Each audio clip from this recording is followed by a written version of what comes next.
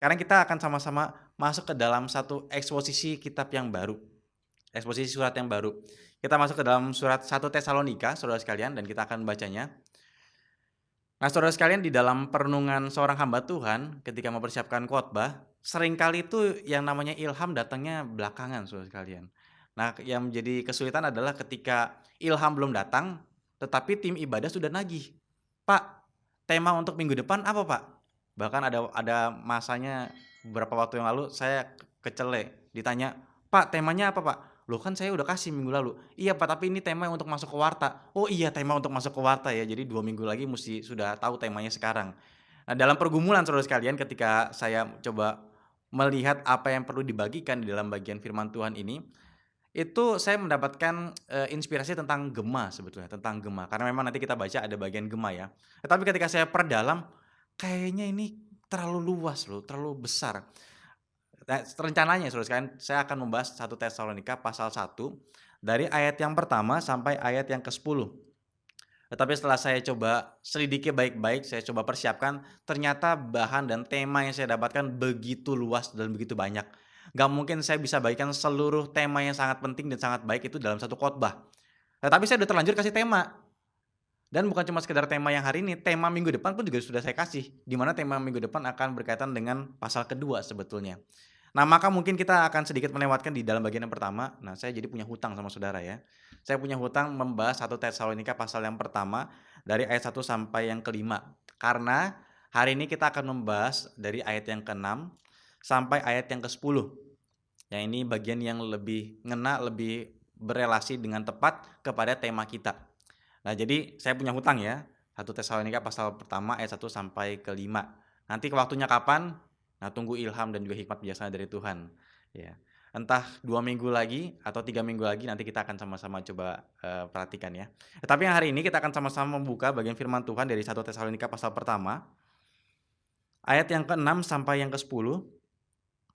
Kita akan membacakan seluruh bagian ini bersama-sama karena ini hanya 5 ayat saja yang kita baca, maka saya ajak kita semua langsung membacakan keseluruhan bagian ini.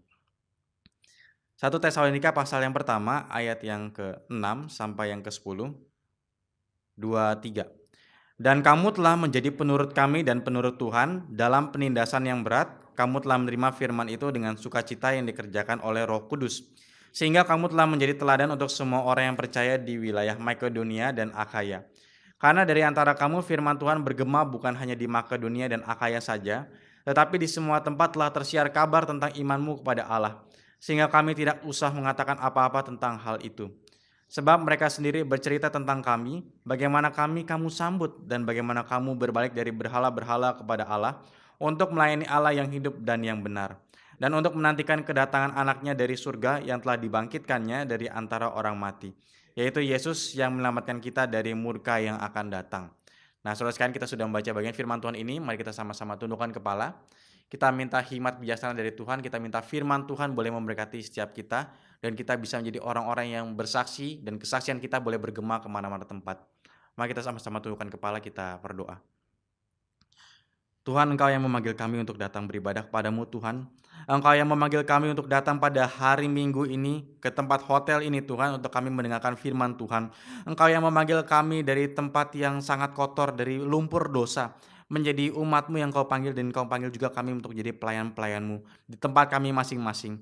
Tetapi Tuhan, ada kecenderungan dari hati kami yang membuat kami menjadi bungkam, dan kami tidak lagi memberikan kesaksian. Dan kesaksian kami hanya terdengar sangat kecil dan tidak bergema kemana-mana ya Tuhan. Sangat lain sekali dengan apa yang Kau inginkan dan Kau harapkan dari jemaat-Mu. Maka Tuhan, kami membutuhkan pertolongan-Mu. Kami membutuhkan firman-Mu Tuhan. Kami membutuhkan kuasa-Mu dan kekuatan daripada Engkau, agar kami boleh menjalankan kehidupan kami seturut dengan kehendak-Mu, seturut dengan apa yang Kau inginkan, bahwa Kau menginginkan kami memiliki kesaksian yang bergema kemana-mana tempat. Maka pimpinlah setiap kami Tuhan dengan pengertian yang benar. Buatlah hati kami boleh tergugah, sehingga kami mau menjadi jemaat yang memberikan kesaksian yang bergema kemana-mana tempat. Pimpin juga hamba-Mu Tuhan dalam menyampaikan segala kebenaran firman Tuhan, sehingga jemaat-Mu boleh digerakkan, sehingga jemaat-Mu boleh terberkati, sehingga jemaat-Mu boleh mendapatkan pengharapan dalam firman Tuhan yang dibagikan pada pagi hari ini. Kiranya Tuhan memberkati setiap kami. Dalam nama Tuhan Yesus kami telah berdoa. Amin. Nah, saudara sekalian, setelah kita membahas surat Filipi, sekarang kita masuk ke dalam surat Tesalonika. Karena di dalam perjalanan Paulus, terutama di dalam Kisah Para Rasul pasal yang ke-16 dan juga 17, kita mendapati memang jemaat Filipi dan juga jemaat Tesalonika adalah jemaat yang menjadi bagian pelayanan Paulus sendiri, ya.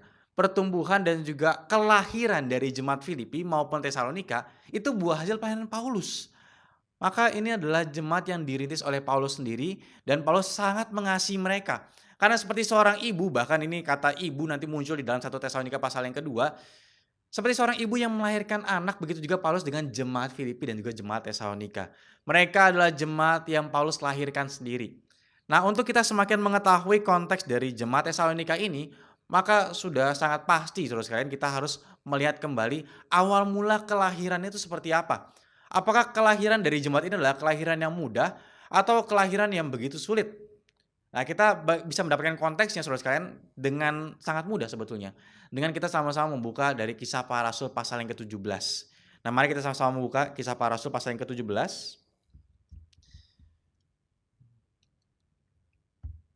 Saya akan membacakan bagian firman Tuhan ini agar ini menjadi latar belakang kita bersama-sama saudara sekalian. Kisah Para Rasul pasal yang ke-17 dari ayat 1 sampai yang ke-9. Saya akan bacakan bagian ini supaya menjadi satu perspektif latar belakang yang menjadi dasar ketika kita masuk ke dalam pembahasan surat 1 Tesalonika. Inilah yang menjadi latar belakang apa yang sudah terjadi sebelumnya. Keributan di Tesalonika, Paulus dan Silas mengambil jalan melalui Amfipolis dan Apolonia dan tiba di Tesalonika. Di situ ada sebuah rumah ibadat orang Yahudi. Seperti biasa, Paulus masuk ke rumah ibadat itu 3 hari Sabat berturut-turut. Ia membicarakan dengan mereka bagian-bagian dari kitab suci. Ia menerangkannya kepada mereka dan menunjukkan bahwa Mesias harus menderita dan bangkit dari antara orang mati. Lalu ia berkata, inilah Mesias, yaitu Yesus yang kuberitakan kepadamu. Beberapa orang dari mereka menjadi yakin dan menggabungkan diri dengan Paulus dan Silas, dan juga sejumlah besar orang Yunani yang takut kepada Allah, dan tidak sedikit perempuan-perempuan terkemuka. Ayat kelima mulai masuk konflik. Tetapi orang-orang Yahudi menjadi iri hati dan dengan dibantu oleh beberapa penjahat dari antara petualang-petualang di pasar, mereka mengadakan keributan dan mengacau kota itu. Mereka menyerbu rumah Yason dengan maksud untuk menghadapkan Paulus dan Silas kepada sidang rakyat. Tetapi ketika mereka tidak menemukan keduanya, mereka menyeret Yason dan beberapa saudara ke hadapan pembesar-pembesar kota sambil berteriak katanya, orang-orang yang mengacaukan seluruh dunia telah datang juga kemari. Dan Yason menerima mereka menumpang di rumahnya. Mereka semua bertindak melawan ketetapan-ketetapan kaisar dengan mengatakan bahwa ada seorang raja lain, yaitu Yesus. Ketika orang banyak dan pembesar-pembesar kota mendengar semua itu, mereka menjadi gelisah. Tetapi setelah mereka mendapat jaminan dari Yason dan dari saudara-saudara lain, mereka pun dilepaskan. Saudara, apakah pelayanan Paulus di Tesalonika adalah pelayanan yang mudah? Sangat tidak mudah. Ya awalnya mungkin mudah. Di 3 minggu pertama Paulus ketika masuk ke Tesalonika, sebelumnya dia dari mana? Sebelumnya dia ada di Filipi. Di mana di Filipi, di sana dia dianiaya, dia difitnah, dia dimasukkan ke dalam penjara. Tetapi disitulah juga dia mengeluarkan kartu as. Bolehkah seorang warga negara Rom diperlakukan seperti ini? Lalu yang selama ini menganiaya dia langsung kaget. Wah, kok nggak bilang dari tadi? Kalau kamu warga negara Roma, kalau kamu bilang dari tadi nggak mungkin saya perlakukan seperti ini. Maka karena mereka begitu ketakutan, wah kalau saya salah memperlakukan warga negara Roma, saya bisa hancur. Maka mereka langsung dilepaskan. Ketika Paulus sudah dilepaskan, maka kabar tentang Paulus yang teraniaya tentu menyebar kemana-mana tempat, bahkan termasuk ke Tesalonika. Nah, ketika Paulus sudah lepas dari penjara, sudah dilepaskan dari para penganiaya tersebut, Paulus pergi kemana? Dia melewati Amfipolis dan juga dia masuk ke daerah Tesalonika. Di mana ternyata di situ sudah ada sinagog-sinagog. Apa itu sinagog? Itu rumah ibadatnya orang Yahudi. Ya, rumah ibadatnya orang Yahudi. Bait suci ada di Yerusalem dan sekali setahun atau beberapa kali dalam setahun mereka akan pergi ke sana. Tetapi di mana orang Yahudi biasa beribadah, mereka biasa beribadah akan ada di sinagog. Nah, ketika mereka pergi ke sinagog, mereka mendapati, loh, ini kok ada orang siapa? Kok dia pengajarannya bagus ya? Kok dia fasih sekali dalam berbicara dan sepertinya pengetahuan perjanjian lamanya sangat hebat. Bahkan mereka nggak mengatakan perjanjian lama ya. Perjanjian lama adalah bahasa kita. Dia mengetahui Taurat dengan sangat dalam. Ini ajarannya siapa? Dia di bawah siapa? Namanya siapa? Oh, Paulus. Wah, hebat sekali dia mengajar ya. Dan ketika orang mendengar baik-baik, oh begitu ya apa yang diajarkan ya. Oh, dia mulai masuk membahas tentang Mesias. Siapa Mesias yang diberitakan? Bukankah Mesias itu adalah sosok raja yang akan datang? Bukankah sosok raja yang akan datang itu yang akan membebaskan orang-orang Yahudi dari tangan-tangan para penjajah dan membuat kita akan masuk ke dalam damai sejahtera? Ketika ada orang yang sakit akan disembuhkan, orang yang lumpuh bisa berjalan, orang yang buta akan matanya dicelikan, dan orang-orang yang akan di dalam penjara dibebaskan. Itu kan Mesias. Tapi kok ini Paulus katakan hal yang lain ya? Kok dia bilang kalau Mesias datang itu akan menderita?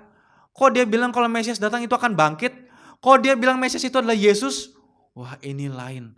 Oh, ternyata Yesus yang disalibkan itu adalah Mesias. Maka inilah resepsi yang dimiliki oleh beberapa orang Yahudi di sinagog. Dan ternyata Paulus juga bukan cuma sekedar memberitakan Injil di sinagog. Paulus juga memberitakan Injil kepada orang-orang Yunani, kepada orang-orang lain, dan juga ada perempuan-perempuan terkemuka yang dilayani oleh Paulus di Tesalonika. Maka ini menjadi satu permulaan gereja di dalam Tesalonika. Ada orang Yahudi yang diinjili oleh Paulus di sinagog, lalu kemudian ada orang-orang Yunani juga yang akhirnya orang-orang yang takut akan Tuhan dan akhirnya percaya pada Kristus, dan juga dikatakan ada perempuan-perempuan terkemuka di sana. Nah, kemudian ternyata Injil diberitakan dengan tidak mudah. Ada orang-orang Yahudi yang iri hati kepada Paulus. Kok dia bisa ngajar dengan begitu bagus seperti itu ya? Kok dia bisa menggerakkan orang-orang? Kok dia bisa membuat banyak pengikut akhirnya percaya pada Kristus ya? Kenapa? Saya nggak bisa terima ini. Mari kita fitnah dia. Akhirnya orang-orang Yahudi ini cari cara. Gimana kita jatuhkan Paulus ya? Mari kita jatuhkan Paulus. Caranya gimana? Kita kan cuma sedikit orang. Dia pengikutnya lumayan banyak loh. Kalau kita bersuara, mana ada orang yang mau dengerin kita? Oh, memang kalau misalnya kita mau berkelomplot, kita masih sedikit. Mari kita coba cari cara. Kita ajak beberapa orang. Siapa mau dengerin kita? Kita ini mau ajak orang Tesalonika untuk mengusir Paulus. Iya dong. Kalau dia tetap ada di sini nggak bisa. Kalau Paulus tetap ada di Tesalonika dan dia mengajar, dia menginjili banyak orang, nanti makin banyak ikut dia, makin kurang orang Yahudi, makin kurang komunitas kita. Lalu solusinya gimana? Kita mau bicara, kita mau bersuara. Gak bisa. Gak bisa kita cuma orang sedikit ini bisa mempengaruhi banyak orang. Kalau gitu tambah personil. Tambah personil mau ajak siapa? Emang banyak orang-orang Yahudi mau membela kita, mau ikut sama agenda kita? Iya sih ya, belum tentu ya. Lalu gimana solusinya? Coba cari orang-orang di pasar. Mereka kita bayar. Nanti kita ajak mereka sama-sama mengacau. Kalau mereka kita ajak, berarti kan ada perwakilan. Semakin banyak. Kalau yang namanya demo cuma sedikit orang, mana demo dengar. Tapi kalau misalkan demonya banyak orang, maka pemerintah dan juga rakyat akan mau dengar. Para pembesar-pembesar kota pasti mau dengar. Oh gitu ya? Yaudah, mari kita coba cari. Siapa yang mau pergi ke pasar? Kamu aja. Jangan saya sendiri dong. Ayo kita berdua. Akhirnya mereka berdua pergi. Orang-orang Yahudi ini pergi ke pasar. Mereka mulai cari. Kamu orang Yunani? Iya, saya orang Yunani. Tapi kamu petualang juga? Iya, saya adalah petualang. Kalau kamu adalah petualang, berarti sebetulnya kamu kerjanya bisa serabutan juga ya. Ya saya akan kerjakan apa yang saya bisa kerjakan, kecuali ada bayarannya. Kalau nggak ada bayarannya saya nggak mau kerja. Oke, saya punya pekerjaan untuk kamu. Pekerjaan apa? Ada bayarannya nggak? Tentu ada dong. Kalau gitu apa pekerjaannya? Pekerjaannya gampang. Cuma teriak-teriak aja. Cuma teriak-teriak. Kamu bisa bayar berapa? Lumayan lah, nanti saya akan kasih tahu. Yang penting kamu teriak-teriak aja. Emang teriak-teriak apa? Nanti ada orang-orang yang sebetulnya dia adalah pengacau kota. Tapi kita ini cuma orangnya sedikit. Kita perlu tambahan personil. Dan kamu adalah tambahan personil kami untuk membela kebenaran. Membela kebenaran apa? Orang-orang ini adalah pengacau kota. Emang pengacau kota apa dia? Mereka katakan ada kaisar yang lain. Ada raja yang lain selain kaisar. Mana boleh bilang seperti itu? Boleh. Dia yang ngomong, bukan saya. Oh gitu ya? Jadi mari kamu bersuara, ikut demo, kamu pasti aman. Kamu bukan melakukan hal yang ilegal kok. Bahkan kamu membela kaisar. Nanti mungkin ada prajurit yang lihat kamu bisa diikuti jadi prajurit Romawi loh. Oh boleh juga. Saya petualang cari kerja susah, bisa jadi prajurit Romawi. Lumayan. Kalau gitu baik, kalau gitu saya mau. Baik ya, kita akan sama-sama berkumpul. Kita pergi bersama-sama ke tempat publik yang luas. Banyak masyarakat, kita berteriak di sana. Oke. Akhirnya orang-orang itu berkumpul dan ketika sudah ada di ranah publik, mereka mulai berteriak. Hei para pembesar-pembesar kota, hei masyarakat Tesalonika, di rumah Yason ada pengacau kota. Bahkan dia mengacau seluruh dunia. Kenapa? Karena dia mengatakan ada kaisar yang lain, ada raja yang lain, dan itulah bernama Yesus. Nah, kita nggak bisa terima. Dia sudah mengacaukan. Mari kita usir. Ada di rumah Yason. Mari kita sergap dia. Maka orang-orang banyak yang datang ke rumah Yason dan juga mencoba menyergap. Tapi ternyata di sana sudah tidak ada. Dan akhirnya ketika sudah diberikan jaminan, mereka pun akhirnya bisa lepas, saudara sekalian. Inilah kondisi yang dialami oleh Paulus. Dan apakah jemaat Tesalonika tahu hal ini? Tentu tahu. Jemaat Tesalonika tahu benar apa yang terjadi kepada Paulus. Dan masalahnya saudara sekalian ya, jemaat ini adalah jemaat yang baru. Mereka adalah jemaat yang sangat muda, yang belum lama diinjili, yang belum lama terima Kristus. Maka ada problematika besar. Tetapi sebelum kita masuk ke dalam problematikanya orang Tesalonika dengan pergumulan mereka dan juga apa yang jadi kesaksian mereka, mari kita coba semakin selidiki apa yang terjadi dengan orang-orang Yahudi ini. Kenapa mereka bisa begitu iri hati? Mereka bisa mengadakan satu plot, mereka bisa mengadakan satu skenario agar memfitnah orang-orang misionaris ini. Baik Paulus dan juga Silas, saudara sekalian ya. Paulus dan Silas, dan kemungkinan besar juga ada Timotius di sana. Kenapa mereka begitu terganggu dengan kehadiran Paulus, Silas, dan juga Timotius? Kenapa, saudara sekalian?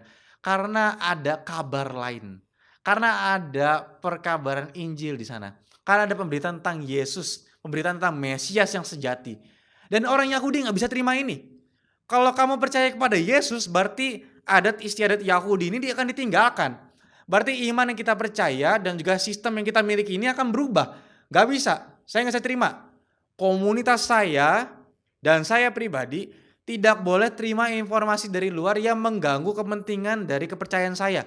Kepercayaan saya itu harus dijaga baik-baik dan segala informasi dari luar itu harus diseleksi, harus dihindarkan, dibuang jauh-jauh. Jangan ada di tempat ini. Saya akan memberitakan dan juga membuat informasi yang baik yang sesuai dengan apa yang saya mau berada dalam komunitas ini. Tetapi yang lain saya akan buang.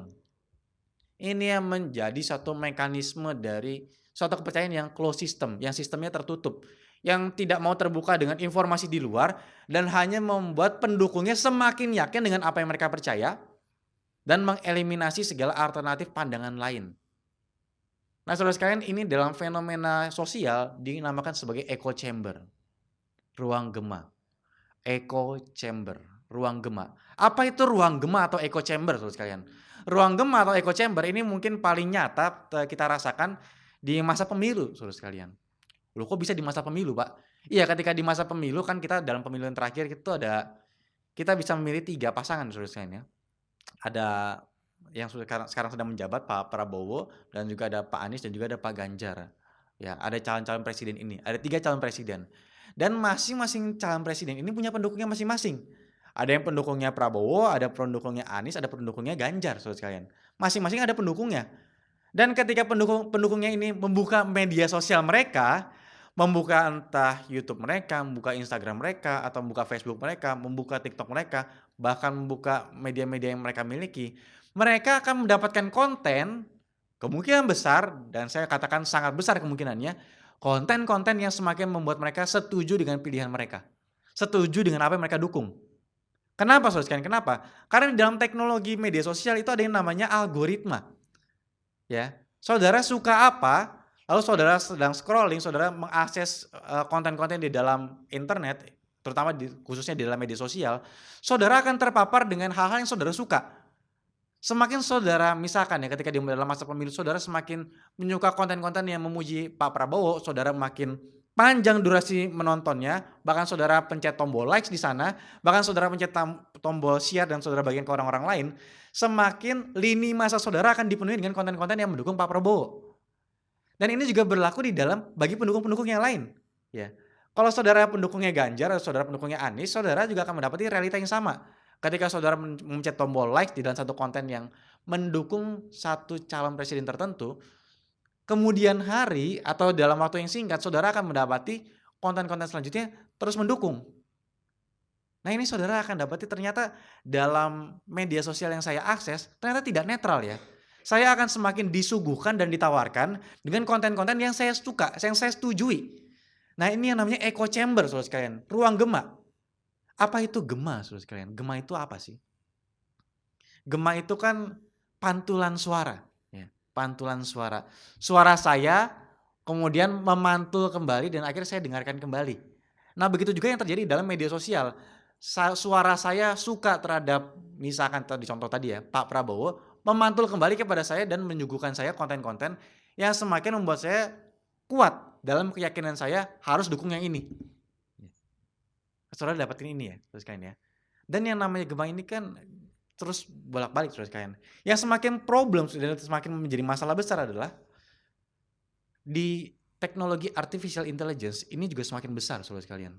Kemungkinan untuk terjadinya echo chamber atau bias konfirmasi, confirmation bias. Kalau misalkan saudara punya paham atau kepercayaan tertentu ya, lalu saudara tanya ke entah ChatGPT atau Gemini atau model artificial intelligence yang tersedia yang ada, saudara tanya, saudara kemungkinan besar akan semakin dikonfirmasi. Contoh ya. Contoh saudara adalah orang yang sangat percaya bahwa makan telur setiap hari itu sangat aman dikonsumsi oleh semua orang. Lalu saudara tanya, misalkan ya ke ChatGPT. ChatGPT, jelaskan mengapa memakan telur setiap hari itu sangat aman dan juga baik untuk dikonsumsi oleh semua orang. Maka dia akan menjawab segala alasan dan juga argumen yang menunjukkan bahwa kalau makan telur setiap hari itu sangat baik. Misalkan ya tentu saja makan telur adalah sangat baik untuk dikonsumsi setiap hari. Karena telur sudah di-label para ahli sebagai superfood, di mana kandungan protein dan juga mineral dan juga vitamin yang terkandung dalam telur itu sangat baik untuk dikonsumsi baik semua orang, baik anak-anak kecil, orang dewasa dan juga bahkan orang-orang yang sudah tua. Dia mengandung asam amino dan juga lain-lainnya yang sangat baik untuk tubuh dan juga aman untuk dikonsumsi.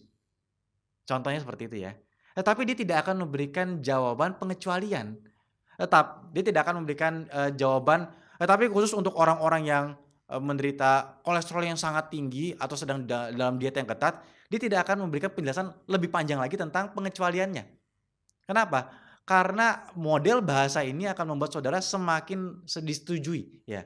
Saudara akan punya kecenderungan memiliki kesan, tuh kan benar yang saya percaya, dikonfirmasi kan sama ChatGPT. Nah, ini adalah fenomena ruang gema saudara sekalian, echo chamber.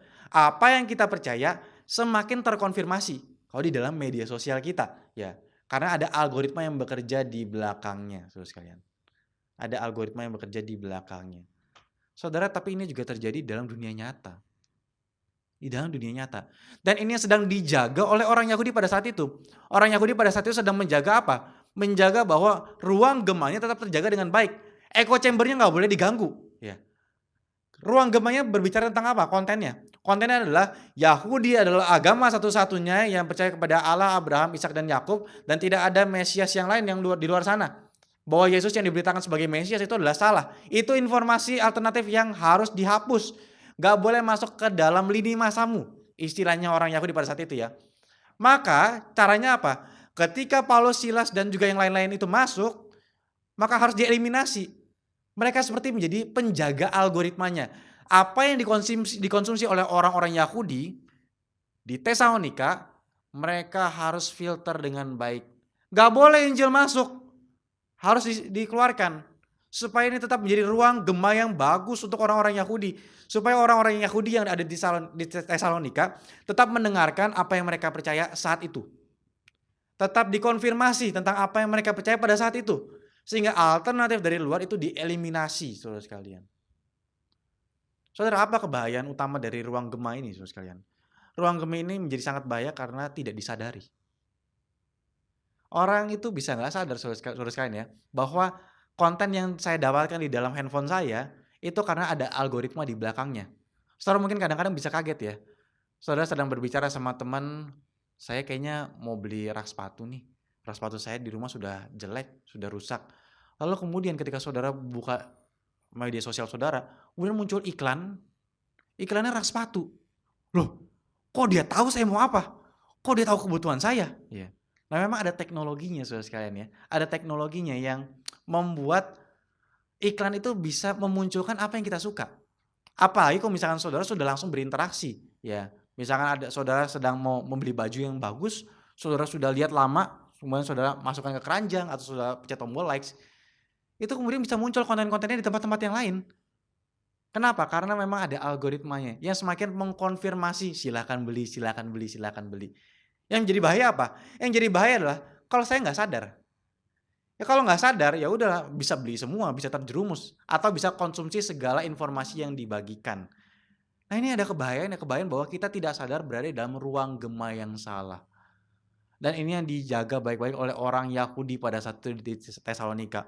Ada pengganggu Paulus, Silas dan juga Timotius. Mereka harus diusir karena ruang gema kita itu sedang diganggu. Maka saudara sekalian, perjuangan orang Kristen itu adalah perjuangan yang tidak mudah. Karena apa? Harus menembus ruang gema yang dimiliki oleh orang-orang di luar sana. Saudara, apa yang dikerjakan oleh Paulus di sini? Paulus sedang harus menembus ruang gema yang dimiliki oleh orang-orang Yahudi, echo chamber ini, dengan Injil. Maka Injil punya kepentingan untuk masuk ke dalam ruang gema masing-masing individu dan juga masing-masing kelompok. Ya. Ada orang-orang Islam di luar sana, ada orang-orang Buddha di luar sana yang punya ruang gemanya masing-masing, di mana mereka setiap hari akan disuguhkan dengan konten-konten yang semakin mengkonfirmasi iman mereka. Dan akan mengeliminasi segala kepercayaan di luar sana. Apakah kekristenan juga berbicara hal yang sama? Oh iya, bisa hal yang sama. Ada sekte-sekte tertentu terus kan, bahkan ada gereja-gereja tertentu yang membuat echo chamber-nya, membuat ruang gemanya. Saudara mungkin bisa berpikir kritis ya, bukankah kekristenan juga sama Pak? Bukankah kita di gereja ini akan dikonfirmasi dengan iman yang kita percaya dan akan dieliminasi dari kepercayaan yang lain yang salah? Ya betul, ada benarnya saudara sekalian, tetapi yang kesalahan besar dari echo chamber atau ruang gema adalah, kesalahan terbesarnya adalah mengeliminasi sama sekali dan juga menyaring sama sekali sampai kalau boleh konten luar itu nggak boleh masuk. Contoh saudara sekalian ya, ada gereja-gereja yang tidak mendukung jemaatnya untuk mendengarkan khotbah di tempat gereja lain. Ada gereja-gereja yang tidak membiarkan jemaat yang membaca buku di luar dari buku yang diterbitkan dari gereja tersebut. Saudara, di GRI ini tidak terjadi ya. Saudara, di GRI saudara diharapkan membaca dengan baik segala firman Tuhan, segala buku-buku, konten-konten teologi, doktrin-doktrin yang ada di luar sana. Nggak harus momentum saudara sekalian. Silakan saudara baca, saudara pelajari. Kemudian bahkan kita punya perpustakaan. Ya karena sekarang kita sedang ada di hotel ya, kita nggak punya perpustakaan. Tetapi kita tuh punya perpustakaan. Dan nanti di lantai 1 ada perpustakaan ya saudara sekalian. Kenapa ada perpustakaan di masing-masing cabang GRI? Supaya jemaat itu bisa belajar seperti jemaat di Berea. Ketika sudah dengarkan firman Tuhan, sudah dengarkan khotbah, teliti sendiri apa yang dikhotbahkan ini benar atau tidak. Maka ini nggak ada ruang chambernya, ini nggak ada ruang gemanya, nggak ada echo chambernya. Tetapi gereja yang ada ruang gemanya berbicara seperti ini. Saudara-saudara sekalian, apa yang saya katakan itu benar perkataan saya. Maka saudara, ketika engkau mau bertumbuh dalam imanmu, dengarkanlah rekaman khotbah saya. Jangan dengarkan yang lain. Jika engkau mau baca buku, bacalah buku-buku yang saya sudah tulis. Jangan buku-buku yang lain. Karena banyak penyesatan terjadi di luar sana. Dan saya menjaga domba-domba saya untuk tetap menjadi pengikut yang baik dan setia. Bisa dipoles bahasanya dengan sangat indah saudara sekalian. Tetapi seperti ada pencucian otak di sana. Bahwa lingkungan ini hanya boleh dengarkan saya dan hanya menyukai apa yang saya ucapkan. Ada gereja-gereja seperti itu, saudara kan? Ada gereja-gereja seperti itu. Tetapi Injil nggak berbicara seperti itu. Injil itu menembus ruang-ruang ini, saudara sekalian, ruang-ruang gema yang salah ini, ya, echo chamber ini. Nah, maka saudara sekalian di sini kita mendapati bahwa ketika Injil diberitakan harus menembus ruang-ruang gema yang tidak mudah. Menembus ruang-ruang gema yang tidak mudah, saudara sekalian. Saudara, di sekitar kita akan banyak terjadi ruang gema yang ada dan tidak terkecuali kepada orang Kristen. Oh Pak, kita kan berarti aman dong. Bapak tadi sudah mengatakan menjelaskan bahwa GRI tidak seperti itu, berarti saya ada di gereja yang aman. Tidak echo chamber, saya diajak berpikir kritis. Saya boleh memperhatikan alternatif-alternatif yang di luar. Nggak cuma dari apa kata Bapak, nggak cuma dari kata pendeta gembala sidang. Tidak, tapi saya boleh memperhatikan dari tempat lain, saya bisa berpikir kritis. Sehingga saya ketika datang ke tempat ini bukan hanya mendapatkan pemahaman saya harus menyukai apa yang ditawarkan di sini. Tetapi saya bisa melihat alternatif yang lain. Iya betul saudara sekalian. Tetapi ada permasalahan lain juga ternyata. Bahwa di dalam hati kita bisa ada echo chamber. Masing-masing dari kita dalam hati kita bisa memiliki ruang gemanya. Ruang gemanya apa? Saya hanya akan mau dengar segala konten yang saya suka. Ini kan apa yang menjadi pergumulan dan juga apa yang sudah dituliskan di dalam perjanjian baru. Bahwa di akhir zaman akan ada banyak pendengar-pendengar yang hanya mau mendengar yang menyenangkan telinga mereka. Hanya akan menerima khotbah-khotbah yang bagus, yang menyenangkan telinga, Dan yang lain dia filter.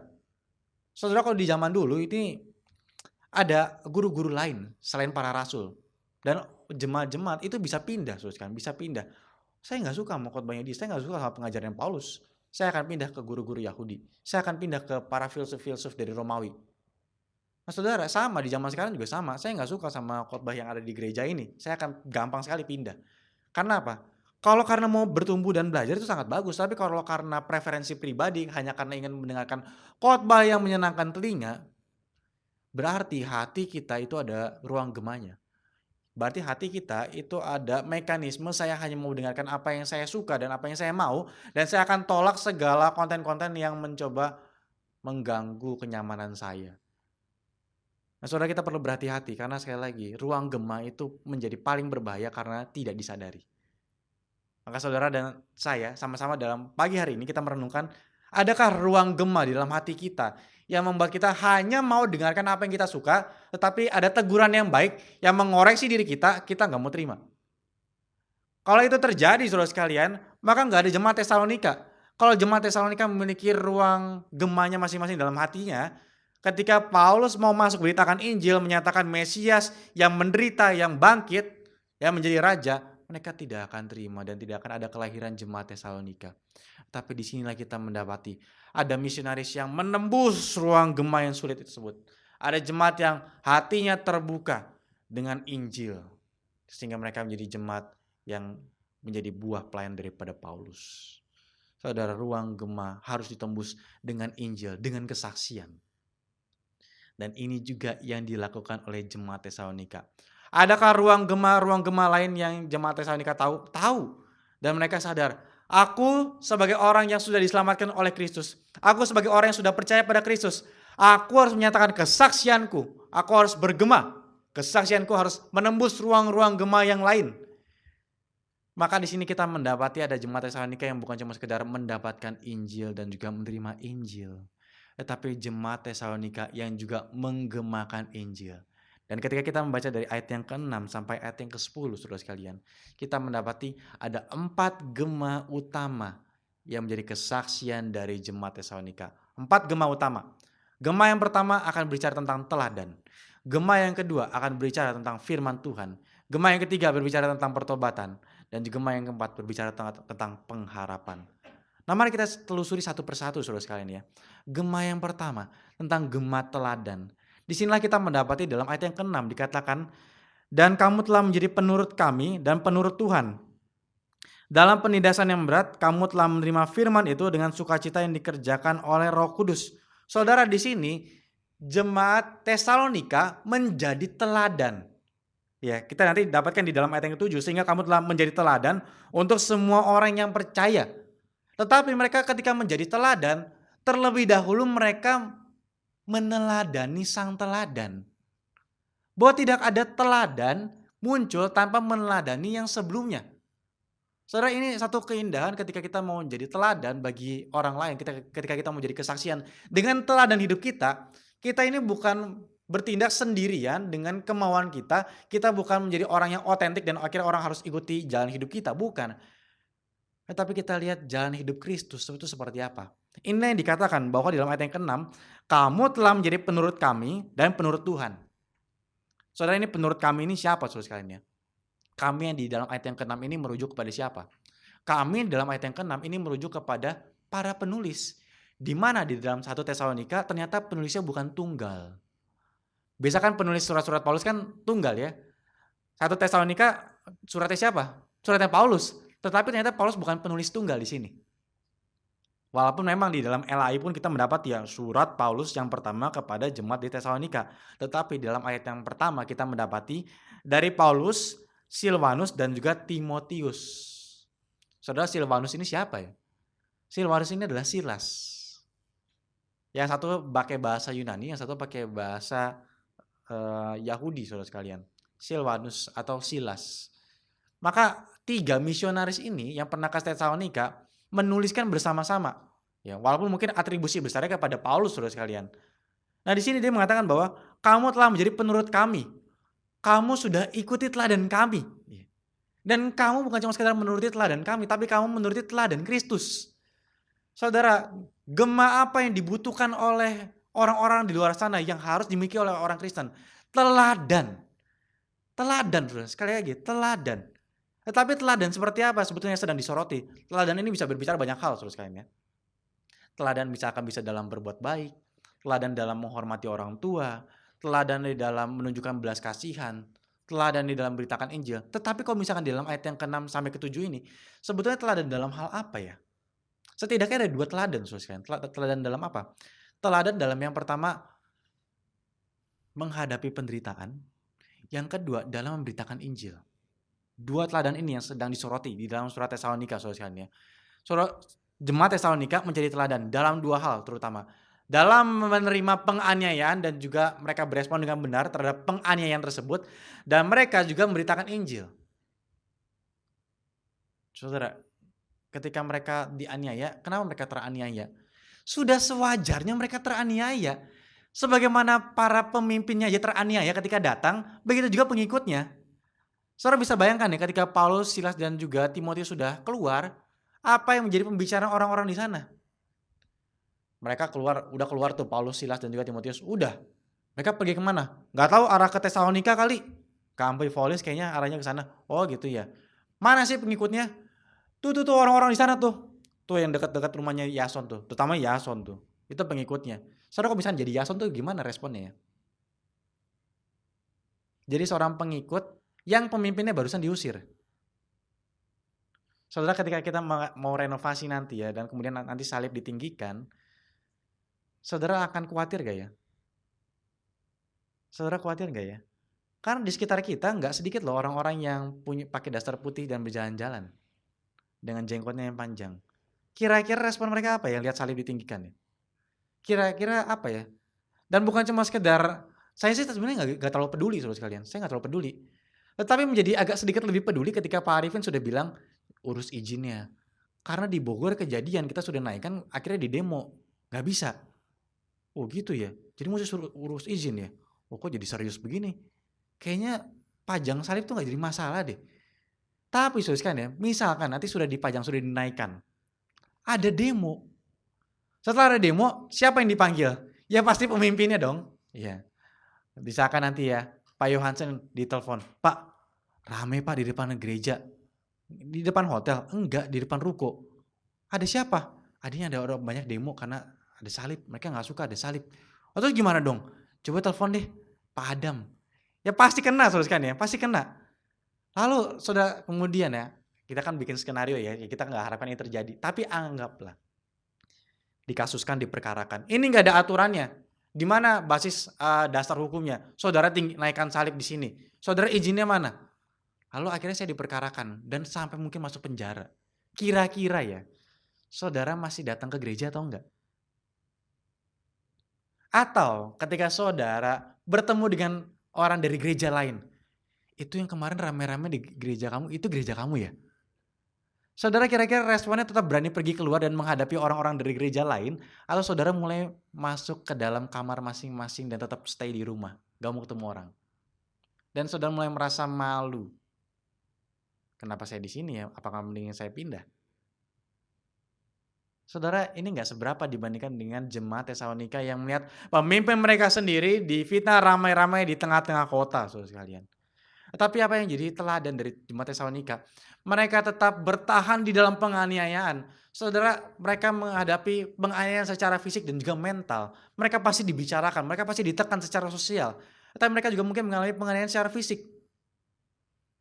Tapi mereka bertahan. Dan ini adalah teladan yang mereka tunjukkan. Jemaat yang menjadi teladan, saudara. Jemaat yang menjadi teladan ketika mengalami penganiayaan. Dan bukan cuma sekedar itu. Mereka juga menjadi teladan karena mereka memberitakan Injil. Nah ini kita masuk ke dalam gema yang kedua, saudara. Mereka menjadi orang-orang yang memberitakan Injil. Pertama, mereka menjadi gema teladan.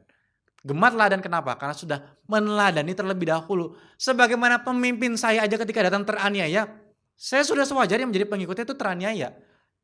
Nah saudara, kita meneladani Yesus. Ketika saudara dalam kehidupanmu menjalankan iman Kristen, lalu saudara mendapati ternyata ada penderitaan, ternyata bisa dicemooh orang, bisa dihina orang, bisa direndahkan orang. Karena saya jaga integritas saya. Itu teladan yang saudara akan nyatakan kepada orang-orang di sekitar sana, di lingkungan saudara. Saudara, ketika saya berkhotbah minggu lalu di Karawaci, saya itu sempat terharu saudara sekalian. Kenapa? Karena ada bapak rohani saya dari gereja lama itu datang. Namanya Pak Anggiat. Saya bisa menjadi orang yang ke GRI dan jadi orang reform itu salah satunya ada jasa besar dari beliau. Karena beliaulah yang ketika saya di gereja lama, dia memberitakan tentang eksposisi Injil Yohanes, dia memberitakan doktrin-doktrin yang ortodoks. Di tengah-tengah saya dulu di gereja lama mendapatkan doktrin yang hanya satu arah, hanya satu sisi, dan sangat kurang di dalam doktrin yang benar. Nah, ketika saya berkhotbah di sekitar sudah berjalan 2/3 khotbah, saya lihat saudara sekalian di sebelah kanan sana, loh, kok kayaknya ada bapak yang saya kenal. Kok sebelahnya ada seperti ibu, tante-tante yang juga saya kenal. Oh benar dia. Saya perhatikan lagi bapak tersebut. Wah benar. Wah itu terharunya luar biasa saudara sekalian. Kenapa? Karena bapak rohani saya langsung melihat saya sekarang sudah berada di dalam posisi yang berkhotbah. Di mana dulu saya adalah pemuda yang masih sangat muda ya, yang diajar saudara sekalian, masih pemuda yang diajar, yang boro-boro khotbah di atas mimbar, ya. Masih dengarkan baik-baik dan pengetahuan teologi, pengetahuan Alkitab itu masih sangat kurang. Maka ketika saya berkhotbah saya sangat terharu dan dia adalah seorang bapak yang juga menjadi teladan bagi saya. Satu kali ketika di dalam mobil dia cerita ya, kita ini jadi orang Kristen tuh mesti berintegritas. Ketika kita menjaga integritas kita, pasti ada orang yang gak suka. Dan saya pernah ngalamin, waktu saya kerja saya kan dulu pernah kerja di Sosro. Lalu saya ini di bagian hukum, kan saya kuliah di bagian hukum dan saya masuk ke dalam ranah hukum di dalam perusahaan tersebut. Lalu ketika saya sedang di rapat besar, diundang ada para pemimpin di sana dan juga saya ada di sana, kemudian saya diminta untuk mengganti aturan. Bapak, kalau Bapak nggak bisa ganti aturan, Bapak keluar aja. Ternyata ditanggapinnya luar biasa sekalian. Dilawan balik pemimpinnya. Bapak kalau misalkan mau cari orang yang bisa lawan aturan, jangan cari saya. Lalu dia keluar. Gitu namanya berintegritas. Kalau kita disuruh melakukan hal yang nggak benar, ya kita harus berdiri teguh dengan integritas kita. Oh gitu ya. Wah ini orang kasih cerita kehidupannya. Dan saya langsung dapatkan pengertian. Oh inilah teladan yang harus saya ikuti. Saudara, teladan. Apakah dia tidak menderita? Menderita. Dipecat saudara sekalian setelah itu ya. Dipecat. Apakah urusan dipecat itu urusan yang gampang? Enggak ya. Kehilangan pekerjaan, mesti cari kerjaan yang baru. Susah ya, susah. Tetapi kalau karena mengerjakan integritas, bisa dengan damai. Mungkin kita nggak mengalami persekusi seperti jemaat Tesalonika dengan tekanan sosial. Tapi mungkin kita mengalami di dalam aspek-aspek hidup yang lain. Dalam menjaga nilai-nilai kekristenan kita. Dan disinilah kita mendapati ada gema teladan yang dilakukan oleh jemaat Tesalonika. Nah saudara sekalian, di dalam ayat yang ke-7, kita mendapati bahwa jemaat ini menjadi saksi dan juga menjadi teladan untuk semua orang yang percaya di wilayah Makedonia dan juga Akaya. Saudara, kalau saudara sekarang diberitahu tentang lokasi Makedonia dan juga Akaya, saudara mungkin gak ada bayangan. Karena kan ini nama lokasi yang sekarang sudah gak ada saudara sekalian. Nah maka saya berikan satu gambar saudara sekalian, supaya kita semakin memahami konteksnya dan kita semakin tahu maknanya saudara sekalian ya. Ya silakan ditampilkan. Nah saudara bisa lihat di sebelah sana ada Makedonia, di sana ada Filipi, Tesalonika dan juga Berea. Di bawahnya itu Akaya yang sekarang adalah Yunani. Saudara, sekarang Yunani itu kalau Akaya itu sekarang Yunani yang sekarang. Di mana di bagian atasnya itu ada bagian Makedonia Utara dan juga kemudian ada bagian Bulgaria dan juga Albania. Nah saudara sekalian, saudara perhatikan ya, mereka menjadi saksi di wilayah Makedonia dan juga sampai ke Akaya. Itu bukan cuma sekedar layan kota, ini sudah layan provinsi saudara sekalian. Maka istilahnya kalau misalnya kita pakai bahasa di sini, Jemaat MRI Pontianak menjadi kesaksian, menjadi teladan, bukan cuma di Kalimantan Barat, tapi sampai ke Kalimantan Selatan atau Kalimantan Barat. Saudara bisa bayangkan ya, betapa gemanya itu luas, betapa gemanya itu luar biasa besar. Apa yang dikerjakan oleh jemaat Tesalonika ini. Dan saudara perlu catat, ini jemaat masih muda loh. Saudara, jarak tentang waktu antara jemaat Tesalonika itu lahir, ditinggalkan Paulus, dan kemudian surat 1 Tesalonika, itu jaraknya mungkin 3 bulan sampai 6 bulan. Atau paling lama 1 tahun. Saudara bisa bayangkan jemaat yang masih muda dan kecil ini, gaungnya sebesar 2 provinsi besar ini. Yang dimana satu provinsi sekarang jadi satu negara. Yunani saudara sekalian. Yunani. Gaungnya tuh gak main-main. Saudara, saya tuh lama sekali ya nggak ngerasain gema atau gaung. Kalau misalnya gaung di ruangan sih ya normal ya, standar saudara sekalian ya. Kita bukan ngerasa itu gaung lagi. Tapi saya mulai teringat lagi tentang gema dan juga gaung, itu terakhir di mana? Bukan ketika saya naik gunung, terakhir itu ketika Kapin. Ketika Kapin di Anjungan itu kan lapangannya luas kan, lapangannya luas dan ini lokasinya agak terpencil, agak sedikit masuk ya. Kalau saudara yang ikut ke Kapin Anjungan, saudara akan tahu lokasinya. Di mana di sana lapangannya luas dan ketika panggung menghadap ke sebelah, misalkan ya panggung di sebelah sini menghadap ke sana, itu bagian ke sana itu sangat luas dan rasanya di bagian sebelah sana itu ada bukit, entah bukit atau gunung ya. Dan speaker dari panggung itu kan kena ke sana, ngarah ke sana. Dan ada gemanya. Gema itu kan pantulan suara sekali lagi ya. Woi, woi, woi, woi, woi, woi. Saudara-saudara sekalian, saudara-saudara sekalian, saudara-saudara sekalian, saudara-saudara sekalian. Ada pantulannya, ada gemanya. Dan itu saya nikmati ketika di Anjungan. Dan saudara perhatikan ya, gema teladan dari jemaat Tesalonika bukan cuma di Makedonia tetapi sampai ke Akaya. Dan kita dapat di dalam ayat yang ke-8, firman Tuhan bergema bukan hanya di Makedonia dan Akaya saja, tetapi di semua tempat telah tersiar kabar tentang imanmu kepada Allah. Sehingga kami gak usah mengucapkan apa-apa. Saudara perhatikan, selain dari gema teladan, ada gema Injil, gema pemberitaan Injil yang jemaat Tesalonika ini miliki. Bukan cuma sekedar teladan hidup dalam mengalami penderitaan, tetapi firman Tuhan dan juga Injil yang mereka dapatkan, mereka juga bagikan. Mereka bukan jemaat konsumtif. Saudara tahu jemaat konsumtif itu apa? Jemaat yang cuma tahu terima dari atas mimbar, jemaat yang cuma tahu dilayani, jemaat yang cuma tahu datang ke gereja, mau cari apa yang bisa dia dapatkan, tanpa tahu bagaimana bisa mengabarkannya kemana-mana tempat. Itu jemaat konsumtif saudara sekalian. Dan jemaat Tesalonika adalah jemaat yang bergema, bukan jemaat yang konsumtif, tetapi jemaat yang bergema. Di mana ketika mereka mendapatkan firman, mereka juga bagikan firman tersebut kemana-mana tempat. Saudara bahkan luar biasanya ya. Paulus sampai katakan, ketika saya pergi ke tempat lain saya gak usah ngomong apa-apa lagi. Kamu kabarnya udah tersiar sampai tempat mendahului saya. Luar biasa jemaat ini ya. Bagaimana mereka menerima Paulus, bagaimana mereka mengabarkan Injil. Itu sampai ke tempat lain ketika Paulus datang ke satu lokasi, anggaplah dia sampai ke Antioquia. Mungkin di Antioquia sudah dengar kabar, Pak Paulus, wah puji Tuhan ya, Bapak kayaknya saya dengar kabarnya diterima dengan baik ya di Tesalonika. Walaupun sebelumnya Bapak di Filipi itu sempat teraniaya. Loh kok kamu udah tahu? Iya kabarnya udah nyampe Pak. Wah luar biasa ya. Kabar bagaimana jemaat Tesalonika itu menerima saya sudah sampai ke tempat ini. Berarti saya nggak usah cerita panjang lebar, kamu udah tahu ya? Iya saya sudah tahu Pak, kabarnya udah sampai ke sini. Saudara terima Paulus, terima hamba Tuhan, mungkin kita anggap gampang ya.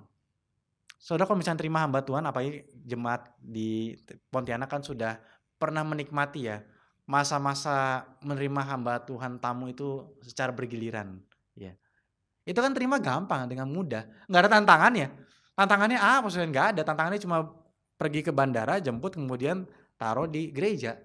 Tantangannya gak gitu banyak. Tetapi jemaat Tesalonika terima Rasul Paulus setelah dapat kabar ini orang bikin kekacauan di Filipi, orang ini ditangkap di Filipi, orang ini dianiaya di Filipi. Lalu kita terima dia, ini berarti tanggung resiko. Tetapi jemaat Tesalonika itu berani ambil resiko. Aku akan terima hamba Tuhan ini sekalipun dia beresiko. Prinsipnya apa saudara sekalian? Saya akan terima risiko kalau saya menerima firman Tuhan. Saya akan terima risiko kalau saya terima Injil. Dan saya akan beritakan firman Tuhan dan juga Injil yang saya dapatkan ini. Nah seberapa saudara bergema? Baik di dalam teladan hidup, seberapa saudara bergema di dalam firman Tuhan? Apakah tidak ada gema firman Tuhan dalam kehidupanmu? Atau saudara mau seperti jemaat Filipi yang juga bergema kemana-mana tempat? Memberitakan firman Tuhan yang saudara dapatkan. Baik di hari Minggu ataupun di hari-hari yang lain. Ketika saudara mendapatkan firman Tuhan, saudara gemakan itu kemana-mana tempat. Itulah yang menjadi panggilan kita. Gema firman Tuhan yang terus dikabarkan ke berbagai tempat. Kita lanjutkan lagi saudara sekalian, masuk ke dalam gema yang ketiga, gema pertobatan. Di dalam ayat yang ke-9 di sini kita mendapati, sebab mereka sendiri bercerita tentang kami, bagaimana kami kamu sambut dan bagaimana kamu berbalik dari berhala-berhala kepada Allah untuk melayani Allah yang hidup dan yang benar. Saudara, di dalam tadi ya, profil dari jemaat Tesalonika, mereka adalah jemaat yang ada orang-orang Yahudi, ada orang-orang Yunani. Maka kemungkinan besar ketika berbicara berhala di sini lebih ditujukan kepada orang-orang Yunani, ya. Karena mereka adalah orang-orang yang percaya kepada dewa-dewi dari Romawi atau Yunani. Seperti di dalam film Odysseus Saudara sekalian, di sana kan mereka sangat percaya sekali dengan dewa-dewi Romawi. Mereka sangat tahu bahwa pimpinan tertinggi adalah Zeus. Mereka sangat tahu bahwa pemimpin dari lautan dan dewa dari lautan adalah Poseidon. Maka ketika Odysseus sedang dalam perjalanan menggunakan kapal, lalu akhirnya dia terombang-ambing, perjalanan itu nggak mudah, itu kan diatribusikan karena dewa Poseidon itu marah. Kenapa? Karena anaknya si Cyclops itu ditusuk matanya sama prajurit-prajuritnya Odysseus. Terus kan di dalam bagian mitologinya orang Romawi, mereka sangat percaya bahwa kepada siapa aku berharap, kepada siapa aku bisa mendapatkan kehidupan yang layak, itu kalau saya menyembah dewa-dewi ini, kalau saya menyembah kepada berhala-berhala ini, kalau saya mendapatkan perlindungan aman dalam perjalanan di laut, saya akan memberikan persembahan kepada dewa Poseidon. Kalau saya mau mendapatkan hikmat bijaksana, saya menjadi orang yang pintar, berpengetahuan, saya akan menyembah kepada Dewi Athena. Supaya saya mendapatkan segala hikmat bijaksana dan juga pengetahuan. Berhala-berhala yang mereka miliki, yang mereka sembah, yang harus ada urusan transaksionalnya. Saya harus berikan terlebih dahulu persembahan saya harus dedikasikan dulu kehidupan saya, baru saya akan mendapatkan apa yang diberikan oleh dewa-dewi tersebut. Dan kita sama-sama tahu itu adalah kepalsuan, bahwa ilah-ilah tersebut itu tidak ada. Tetapi kita kan punya berhala-berhala modern sekali lagi yang saya katakan pada saudara sekalian, bahwa di zaman ini memang kita tidak lagi menyembah dewa-dewi tersebut. Ya, ada sih yang dinamisme, animisme mungkin dalam pedalaman Kalimantan itu masih ada saudara sekalian. Mungkin masih ada, mungkin masih banyak. Tapi mungkin di dalam kota mungkin nggak lagi. Tapi apakah berhalanya sudah tidak ada sama sekali? Ada dalam bentuk yang modern, dalam bentuk yang lain. Kepada siapa saudara berharap di dalam perjalanan jauh? Kepada siapa saudara meminta hikmat dan bijaksana? Kepada siapa saudara mendapatkan perlindungan? Kepada apa saudara mendapatkan kenyamanan hidup? Mungkin kepada uang? Mungkin saudara mendapatkan identitas dan juga status sosial yang merasa berharga karena mendapatkan jabatan dan juga pekerjaan yang sukses? Karena karir? Karena pencapaian? Karena seberapa banyak uang yang saudara dapatkan? Berhala-berhala tersebut sama berhalanya dengan berhala orang-orang Yunani di zaman 1 Tesalonika ini. Tetapi jemaat Tesalonika yang latar belakangnya Yunani ini, mereka tinggalkan berhala-berhala tersebut. Aku tinggalkan itu semua dan aku tidak lagi mau kepada berhala-berhala tersebut. Sekarang aku mendedikasikan hidup. Bukan kepada berhala-berhala itu, tetapi kepada Allah yang hidup dan Allah yang benar. Dedikasi hidup bukan lagi kepada berhala, tetapi kepada Tuhan Allah yang benar dan Allah yang sejati, Allah yang hidup. Ini gema yang mereka miliki saudara sekalian. Gema pertobatan. Saudara, yang namanya pertobatan itu kan metanoia, balik arah. Menarik saudara sekalian, balik arah, putar arah. Bukan cuma sekedar berhenti dari satu hal dan kemudian tidak ada arah lainnya. Tidak saudara sekalian. Mereka bukan cuma sekedar berhenti dari berhala, kemudian mengaku percaya pada Yesus Kristus, tidak. Tapi di sini dikatakan bahwa mereka mendedikasikan hidup melayani Allah yang hidup dan yang benar. Saudara, arah ini penting sekali saudara sekalian. Bahwa ada orang-orang Kristen, mungkin dia tidak menyembah berhala. Mungkin dia tidak menggantungkan hidupnya kepada uang, jabatan, karir, kesuksesan dalam hidup, pujian daripada manusia. Mungkin tidak. Tetapi nggak melayani Tuhan juga. Itu sama salahnya saudara sekalian. Sekali lagi sama salahnya. Bahwa kita tidak bisa menjadi orang Kristen cuma berhenti dari berhala saja dan kemudian tidak melayani Allah, itu nggak bisa, saudara sekalian, tidak bisa. Bahwa jemaat Tesalonika mereka menjadi gema, kenapa mereka menjadi gema? Karena ada gema pertobatan, bagaimana mereka berhenti dari berhala dan mendedikasikan hidup melayani Allah yang hidup dan yang benar. Dan adakah gema pertobatan semacam ini juga ada dalam kehidupanmu? Adakah ketika engkau meninggalkan berhala-berhala yang kau miliki, engkau masuk ke dalam pelayanan kepada Allah yang hidup dan yang benar? Adakah itu saudara sekalian? Atau saudara terus mau jadi jemaat yang pasif? Yang cuma aku orang baik, aku tidak mencuri, aku tidak berzina, aku tidak melakukan hal-hal buruk di tengah-tengah dunia ini, aku tidak melakukannya. Tapi aku juga tidak melayani Allah. Buat apa? Gak ada gemanya. Tidak ada gemanya sama sekali, saudara sekalian. Tapi di sini kita mendapati jemaat Tesalonika yang punya gema pertobatan luar biasa. Sehingga orang-orang di luar sana itu tahu, oh ada jemaat di sana yang harus aku ikuti, yang menjadi role model, yang menjadi teladan. Bagaimana aku menjadi gema dalam teladan hidup, bagaimana aku menjadi gema di dalam bersaksi memberitakan firman Tuhan, bagaimana aku menjadi gema di dalam melayani Tuhan, mendedikasikan hidup bagi Tuhan, gema di dalam pertobatan. 3 gema kita sudah bahas. Kita masuk ke dalam gema yang keempat. Gema pengharapan. Saudara sekalian, kenapa gema pengharapan ini penting bagi jemaat Tesalonika? Pengharapan itu penting di dalam penderitaan, saudara sekalian. Sekali lagi ya, pengharapan itu penting di dalam penderitaan. Kalau kita tidak di dalam kesusahan, kita tidak dalam penderitaan, semua baik-baik saja, nggak ada yang diharapkan. Contoh saudara sekalian ya, saya yakin dan percaya orang-orang di NTT sekarang itu sangat berharap bantuan. Apakah mereka berharap bantuan ketika mereka tidak terkena musibah? Enggak.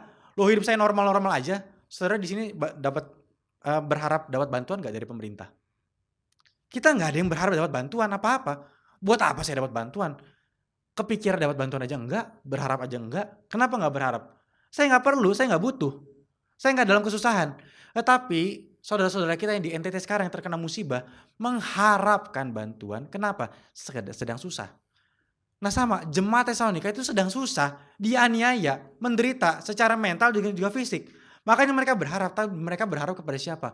Mereka berharap kepada Allah yang sudah menyelamatkan mereka. Berharap, saudara dan saya, kita ini berharap kepada apa? Saudara, sadarkah hidupmu ini sedang susah? Atau ketika saudara sudah sadar hidupmu susah, saudara berharap kepada apa? Atau kepada siapa? Adakah kepada Tuhan? Adakah sungguh-sungguh kepada Tuhan? Apakah refleks pertamamu ketika engkau menghadapi kesulitan adalah berharap dan juga berdoa kepada Tuhan, berlutut minta pertolongan kepada Tuhan? Atau ya sudahlah, ini aku kerjain aja sendiri. Nanti kalau udah kepepet baru cari Tuhan. Nanti kalau saya ada masalah sih. Nantilah belakangan kalau misalkan sudah benar-benar gak kepegang baru saya minta tolong sama Tuhan. Saudara nggak bisa seperti itu. Tidak bisa. Justru Tuhan yang kita miliki adalah Tuhan tempat kita bersandar. Di mana ketika engkau di dalam kesulitan di dalam hidupmu, ketika engkau mengalami penganiayaan, ketika engkau mengalami kesulitan, bahkan sekalipun ketika engkau mengalami kesulitan karena imanmu, di sana engkau berharap kepada Tuhan Allahmu. Dan berharaplah kepada Dia. Karena Dia adalah pribadi yang sangat bisa diandalkan. Saudara, ketika berbicara tentang urusan pengharapan, saudara, maka kita akan kembali teringat kepada apa yang dikatakan oleh Habakuk di dalam bagian terakhir. Saya ajak kita melihat di dalam Habakuk pasal yang ketiga, bagian akhir dari kitab Habakuk. Habakuk pasal yang ketiga, saudara sekalian. Habakuk pasal yang ketiga, ayat yang ke-17 sampai ayat yang ke-19. Saya bacakan untuk kita semua. Sekalipun pohon ara tidak berbunga, pohon anggur tidak berbuah, hasil pohon zaitun mengecewakan, sekalipun ladang-ladang tidak menghasilkan bahan makanan, kambing domba terhalau dari kurungan, dan tidak ada lembu sapi dalam kandang. Namun aku akan bersorak-sorak di dalam Tuhan, beria-ria di dalam Allah yang menyelamatkan aku. Allah Tuhanku itu kekuatanku, Ia membuat kakiku seperti kaki rusa, Ia membiarkan aku berjejak di bukit-bukitku. Saudara, ini seruan dari Nabi Habakuk. Bahwa dia mengatakan, di tengah-tengah situasi bangsaku yang sepertinya sangat hancur. Dan kenapa ya Tuhan? Habakuk itu berteriak pada Tuhan, kenapa Tuhan bangsaku ini hancur, bahkan hancur di tangan orang asing. Kenapa kalau mau pukul bangsa ini, kenapa tidak dengan tanganmu sendiri? Tapi harus pakai tangan bangsa lain. Kenapa situasi bangsaku seperti ini Tuhan? Kenapa? Tetapi ada doa dari Nabi Habakuk. Tapi Tuhan, sekalipun pohon ara tidak berbunga, pohon anggur tidak berbuah, hasil pohon zaitun mengecewakan. Sekalipun ladang-ladang tidak menghasilkan apapun, aku tetap akan berharap kepada Tuhan. Aku akan beria-ria kepadanya. Saudara, bagian Habakuk ini saya dapatkan satu perspektif yang sangat indah dari Pendeta Agus Marjanto. Ketika di STT, Pak Agus di dalam kelasnya dia mengatakan, ketika kita melihat ya, bagaimana Habakuk menyampaikan doa ini, kira-kira ya, skenario seperti apa yang saudara bayangkan? skenario di dalam film seperti apa yang saudara bisa bayangkan di dalam doa Nabi Habakuk ini. Lalu semua anak mahasiswa di situ mulai mencoba diajak membayangkan, mengimajinasikan apa yang sedang terjadi, ya. Dalam situasi seperti apa, dalam konteks seperti apa, ya. Nuansa dari doa Nabi Habakuk ini dinaikkan. Kesannya seperti apa? Nuansanya seperti apa? Lalu Pak Agus mengatakan, kalau saya membayangkan seperti ada seorang prajurit yang tinggal sendirian dalam medan peperangan, di mana dia sudah sangat terpojok. Dan ketika dia sudah terpojok, dia melihat di depan sana sudah mulai ada kepulan asap yang menghampiri dia. Dan dari kiri sampai ke kanan, kepulan asap itu semakin besar, dan semakin mendatangi dia. Dan derap langkah kuda itu semakin besar dan semakin besar. Dan ketika dia melihat dari tengah-tengah kumpulan asap tersebut, majulah para prajurit lawan dengan kuda yang besar, dengan tombak yang besar, menghadapi saya sendiri. Dan kemudian dengan kata-kata inilah, sekalipun para tentara dan lawan-lawan yang besar ini menghadapi aku akan tetap berpengharapan di dalam Tuhan yang akan berperang bagi aku. Saudara, engkau mungkin merasakan kesulitan dalam kehidupan. Engkau mungkin menghadapi masalah yang sangat besar dalam kehidupanmu. Engkau mungkin bahkan kesulitan ketika engkau menjaga integritas imanmu. Menghadapi pencobaan dan juga penganiayaan di luar sana, saudara sekalian. Dan engkau rasa tidak kuat. Tetapi hari ini engkau bisa berpengharapan di dalam Tuhan. Di dalam Tuhanlah engkau berpengharapan seperti jemaat Tesalonika. Saudara, jemaat Tesalonika saking berpengharapannya kepada Tuhan, mereka bahkan sangat amat yakin bahwa Tuhan akan datang di dalam masa kehidupan mereka. Bahkan mereka sampai mengkhawatirkan bagaimana kalau Tuhan datang, lalu ada orang-orang yang sudah mati. Nanti ini akan dijelaskan saudara di dalam bagian yang lainnya, di dalam Tesalonika. Tapi mereka sangat menanti-nantikan Tuhan. Mereka bahkan memiliki asumsi, dalam masa hidup saya Tuhan itu akan datang. Walaupun tentu ini asumsi yang ternyata salah saudara sekalian ya. Tetapi penantian mereka begitu jelas. Karena apa? Karena Tuhanku akan datang dan Tuhan akan membela aku di tengah-tengah ketidakadilan aku alami ini. Berpengharapan di dalam Tuhan. Saudara, kita sulit berpengharapan di dalam dunia ini. Kita sulit berpengharapan kepada orang-orang yang mungkin memberikan janji-janji kepada kita. Kita mungkin ketika melihat pemerintah kita mungkin akan semakin sulit melihat pengharapan yang ada. Tetapi kita tetap memiliki pengharapan bahwa kita menjalani kehidupan kita itu tidak apatis. Tidak penuh dengan skeptis. Secara mudah sekali ketika kita dalam situasi seperti ini ya, bertemu dengan orang-orang itu yang sangat apatis melihat negara ini. Udah gak ada harapan lah buat bangsa inilah. Ya tinggal mati aja, tinggal tunggu negara ini hancur aja. Saudara, rasanya ada benernya, saudara, ada realistisnya kita melihat perspektif dan juga kalimat tersebut muncul karena melihat keadaan dari negara kita, dari bangsa kita. Tetapi apakah sepenuhnya sikap apatis yang kita miliki? Apakah kita menjadi orang Kristen yang apatis atau kita menjadi orang Kristen yang punya pengharapan? Sekalipun segala situasi yang buruk tetap terjadi, aku tetap akan berpengharapan di dalam Tuhan. Maka di sini kita mendapati ada 4 gema utama yang dimiliki oleh jemaat Tesalonika. Gema teladan, gema firman Tuhan, gema pertobatan, dan juga gema pengharapan yang menjadi teladan bagi orang-orang dan jadi kesaksian bagi orang-orang di luar sana dan tembus ke berbagai macam provinsi, tembus menghadapi ruang-ruang gema yang ada. Dan di dalam bagian yang terakhir, saudara sekalian, ada satu komentator yang mengatakan, mungkin sekali ada orang yang berkata, kamu udah dengar belum kabar dari jemaat Tesalonika? Kabar seperti apa? Jemaat di sana ya, bertobat dengan sungguh-sungguh meninggalkan berhala mereka dan mengikut Tuhan. Jemaat di sana ya, sudah dianiaya, sulit dalam kehidupan mereka, sulit dalam memberitakan Injil, sulit dalam melayani, tetap mereka bertahan loh. Dihakimi seluruh kota, tetap mereka bertahan loh. Kamu udah dengar belum kabar bahwa mereka tetap berharap kepada Tuhan dan juga menantikan datangnya juru selamat tersebut. Mereka adalah jemaat yang luar biasa. Saudara, mungkinkah perkataan ini juga diucapkan oleh orang-orang di luar sana, di luar Pontianak? Bahwa ada orang-orang yang mengatakan, kamu sudah dengar belum kabar jemaat dari Emery Pontianak? Ada jemaat-jemaat Tuhan yang berjuang untuk Injil. Ada jemaat-jemaat yang bertobat meninggalkan berhala mereka. Ada jemaat-jemaat yang berpengharapan dengan teguh di hadapan Tuhan. Mungkinkah Saya satu kali mendapatkan kabar ini ketika saya pergi keluar Pontianak. Mungkinkah dan maukah saudara berbagian menjadi kesaksian dan juga menjadi gema seperti ini? Maukah saudara? Mari kita sama-sama tundukkan kepala, kita berdoa.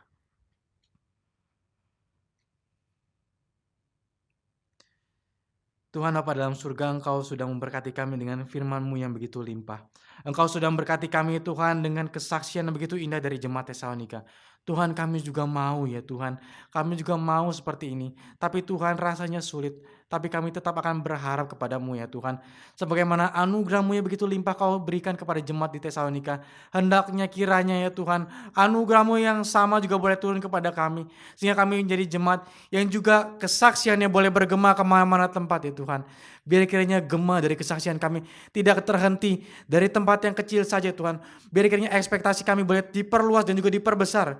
Bahwa Engkau menghendaki kami, sekalipun kami seperti jemaat yang kecil, tapi sama ya Tuhan. Jemaat Tesalonika pun juga adalah jemaat yang kecil dan masih sangat muda.